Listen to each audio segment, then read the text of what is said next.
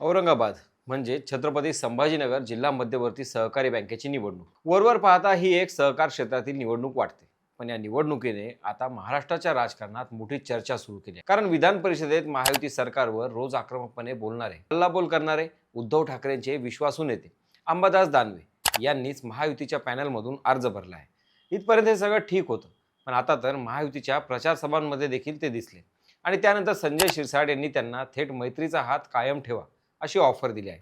मग हा केवळ जिल्हा बँकेपुरता राजकीय समझोता आहे का, की यामागं महाराष्ट्राच्या राजकारणात आणखी मोठा राजकीय डाव शिजतोय?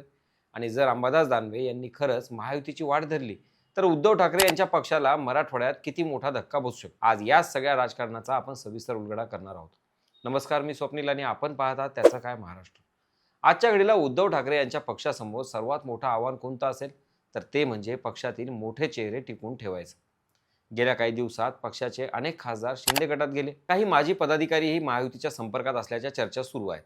अशा वेळी मराठवाड्यात उद्धव ठाकरे यांचा सर्वात प्रभावी आणि आक्रमक चेहरा म्हणून ज्यांच्याकडे पाहिलं जातं त्या अंबादास दानवे यांनी अचानक महायुतीच्या पॅनलमधून जिल्हा बँकेची निवडणूक लढवण्याचा निर्णय घेतला. आणि त्यामुळे राजकीय चर्चांना अक्षरशः उधाण आलं.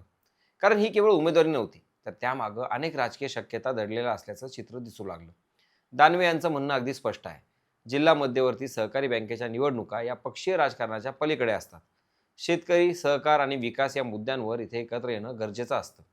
त्यामुळं महायुतीच्या पॅनलमधून निवडणूक लढण्याचा आणि पक्षीय राजकारणाचा काहीही संबंध नाही. वरवर पाहता हा युक्तिवाद योग्यही वाटतो. कारण सहकार क्षेत्रात अनेकदा स्थानिक समीकरणांनुसार विरोधकही एकत्र आलेले दिसतात.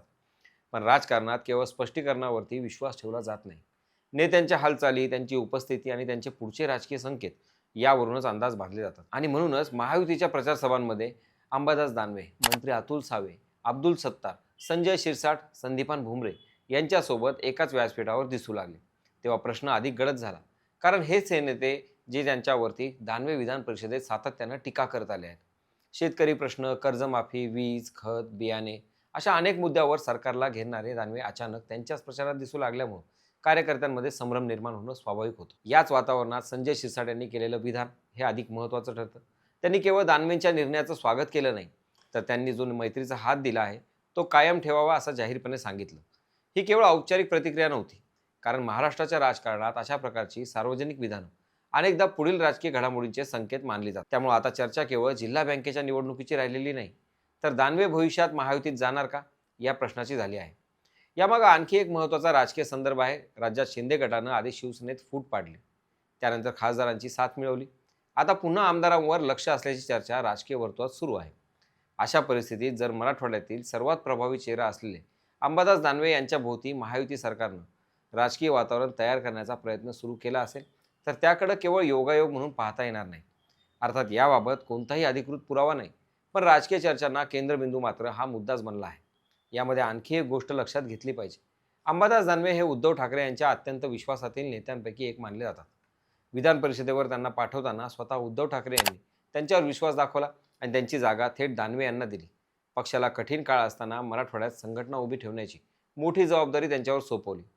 म्हणजेच ते केवळ आमदार नाहीत, तर त्या विभागातील पक्षाचा आधारस्तंभ आहेत. त्यामुळं जर त्यांच्या भूमिकेबाबत कार्यकर्त्यांमध्ये संशय निर्माण होत असेल, तर त्याचा परिणाम स्थानिक संघटनेवरही होऊ शकतो. दुसरीकडे या संपूर्ण घडामोडीचा सर्वात मोठा फायदा महायुतीला होताना दिसतो. आधीच 7 जागा बिनविरोध मिळालेल्या आहेत. आता दानवे महायुतीच्या पॅनलमध्ये आहेत. त्यामुळं महाविकास आघाडीला काही गावावर उमेदवारी देता आले नाहीत. त्यामुळे निवडणुकीचं गणित बदलल्याचं चित्र आहे. महायुतीने या निवडणुकीकडे केवळ बँकेच्या सत्तेच्या दृष्टीनं पाहिलेलं नाही, तर भविष्यातील स्थानिक राजकीय वर्चस्वाची लढाई म्हणूनही पाहिलं आहे. यामध्ये अब्दुल सत्तार यांचं नावही चर्चेत आहे. काही दिवसांपासून दानवे आणि सत्तार यांच्यातील वाढलेले संपर्क, मुंबईतील बैठका आणि समृद्धी महामार्गावर झालेल्या भेटी यामुळे विविध राजकीय तर्क लावले जात आहेत. अर्थात या सर्व चर्चांना संबंधित नेत्यांनी अधिकृत दुजोरा दिलेला नाही, पण राजकारणात प्रत्यक्ष निर्णय होण्यापूर्वी अशाच हालचालीमधून वातावरण तयार होतं. हेही तितकंच खरं आहे. खरं पाहिलं तर जिल्हा मध्यवर्ती सहकारी बँक ही केवळ आर्थिक संस्था नसते. ग्रामीण भागातील सहकारी संस्था, शेतकरी आणि स्थानिक नेतृत्व यांच्यावर प्रभाव टाकणारी ती एक महत्त्वाची राजकीय ताकद असते. म्हणूनच अशा निवडणुकीत कोण कोणासोबत उभं राहतं याला पुढच्या विधानसभा आणि स्थानिक स्वराज्य संस्थांच्या राजकारणात मोठं महत्त्व असतं. त्यामुळे या निवडणुकीकडे राज्यभरातील नेत्यांचं लक्ष लागलेलं आहे. आता सर्वात महत्त्वाचा प्रश्न म्हणजे दानवे खरंच पक्षांतर करतील का, याचं उत्तर सध्या कोणाकडेही नाही. कारण त्यांनी स्पष्टपणे सांगितलं आहे की हा निर्णय फक्त जिल्हा बँकेपुरता आहे आणि पक्षाशी त्याचा संबंध नाही. त्यामुळे त्यांच्या भूमिकेवर अंतिम शिक्कामोर्तब होणं हे योग्य ठरणार नाही. मात्र राजकीय संशय निर्माण होईल इतक्या घटना ह्या एकामागोमाग घडत आहेत. त्यामुळे चर्चांना उधाण आलं आहे, हेही नाकारता येत नाही. जर भविष्यात दानवे यांनी महायुतीची वाट धरली तर त्याचा सर्वात मोठा परिणाम मराठवाड्यातील उद्धव ठाकरे यांच्या संघटनेवर होऊ शकतो. कारण स्थानिक पातळीवर त्यांचं स्वतःचं मोठं नेटवर्क आहे. उलट जर त्यांनी पक्षातच राहून ही चर्चा खोटी ठरवली तर उद्धव ठाकरे यांच्यासाठी तो मोठा दिलासा असेल. त्यामुळे ही केवळ एक जिल्हा बँकेची निवडणूक राहिलेली नाही, तर ती पुढच्या महाराष्ट्राच्या राजकारणातील संभाव्य समीकरणांची रंगीत तालीम ठरताना दिसत आहे. दरम्यान आज या संपूर्ण राजकीय चर्चेची खरी परीक्षा लागणार आहे. कारण जिल्हा मध्यवर्ती सहकारी बँकेच्या 21 संचालक पदांपैकी 8 जागा आधीच बिनविरोध झाल्या. आता उर्वरित 12 जागांसाठी 31 उमेदवार रिंगणात आहेत. जिल्ह्यातील 9 केंद्रावर एकूण 1053 मतदार मतदान करणार आहेत. विशेष म्हणजे अंबादास दानवे महायुतीच्या पॅनलमध्ये गेल्यामुळे महाविकास आघाडीला 12 पैकी केवळ 9 जागांवर उमेदवार देता आले. तर बिनविरोध झालेल्या 8 जागांपैकी 7 जागा महायुतीच्या खात्यात आहेत. त्यामुळे बहुमतासाठी महायुतीला आता फक्त आणखी 4 जागांची गरज आहे.